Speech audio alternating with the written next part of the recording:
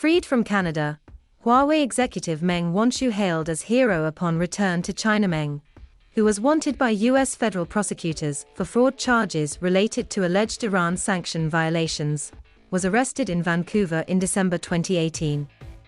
Beijing has called it a political arrest by the former Trump administration and repeatedly demanded she be released.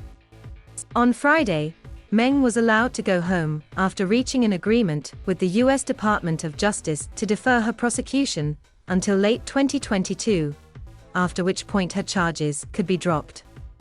Hours after her release, the two Canadians detained by China, Michael Kovrig and Michael Spavor, were also freed. On Saturday evening, the southern Chinese city of Shenzhen, where the tech giant Huawei is headquartered, rolled out a red carpet welcome for Meng, who arrived on a flight chartered by the Chinese government. Wearing a red dress, Meng emerged from the plane without a face mask and waved to a crowd of more than 100 people waving Chinese flags and shouting "Welcome home." "I'm finally back home," Meng said in a brief speech to those assembled on the tarmac, expressing gratitude to her great motherland, the ruling Communist Party, and, specifically, Chinese President Xi Jinping.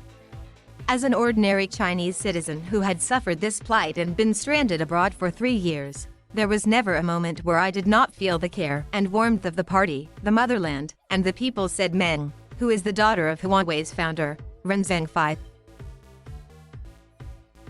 Chairman Xi cares about the safety of every Chinese citizen, and he also keeps my situation on his mind.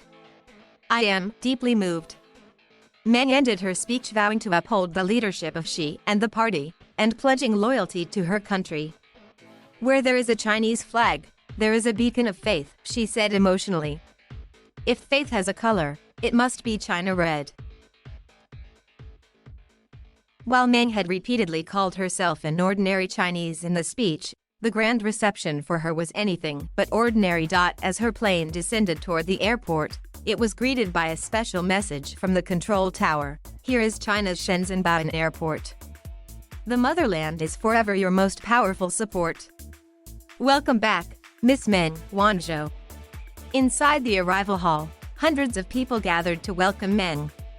Holding national flags, flowers, and banners, the crowd erupted in national pride, shouting slogans including "Long Live the Motherland" and belting out patriotic songs. Downtown, Shenzhen's tallest skyscrapers lit up with the message, "Welcome home, Meng Wanzhou."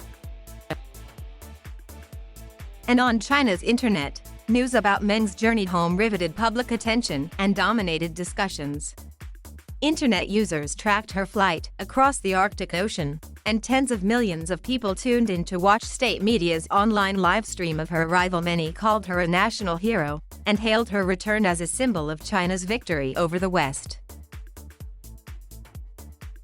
The reason why it has drawn so much attention is that this is a diplomatic coup for China and a manifestation of China's strength, said one of the top comments on Weibo, China's Twitter-like platform. In a commentary, Communist Party mouthpiece People's Daily described Meng's homecoming as a major victory of the Chinese people. The commentary called Meng's case an act of political persecution by the U.S. to crack down on China's high-tech enterprises and disrupt the country's progress. "China does not stir up trouble, but it is also not afraid of trouble," it said. "Not a single force can shake the status of our great motherland. Not a single force can stop the advancing steps of China."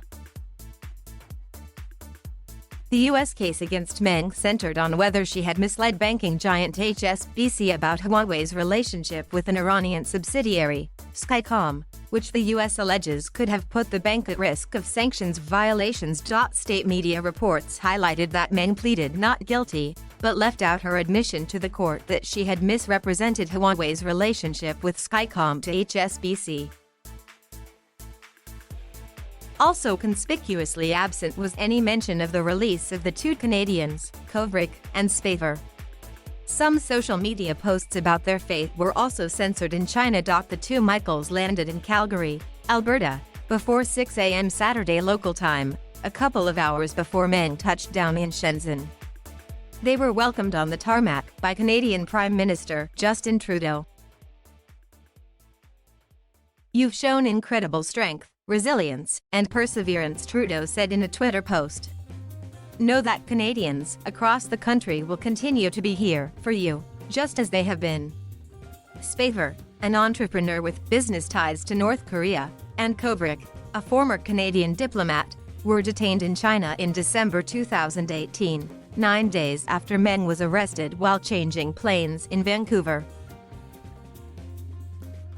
Beijing has repeatedly denied taking the two Canadians as political hostages, but observers and legal experts outside of China say the timing of their legal proceedings suggested otherwise. Their hearings, held separately behind closed doors in March, were announced the day before the first high-level meeting between U.S. and Chinese officials since Joe Biden came to office.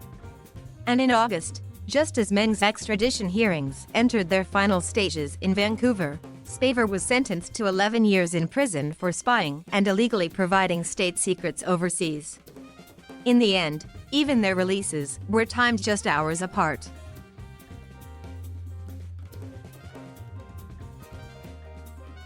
Thank you for watching. Please subscribe.